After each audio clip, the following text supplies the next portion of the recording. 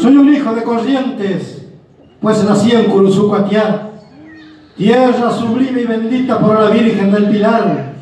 Tu nombre con letras de oro en la historia se grabó, más aún siendo la cuna de Buenara y Tarragona.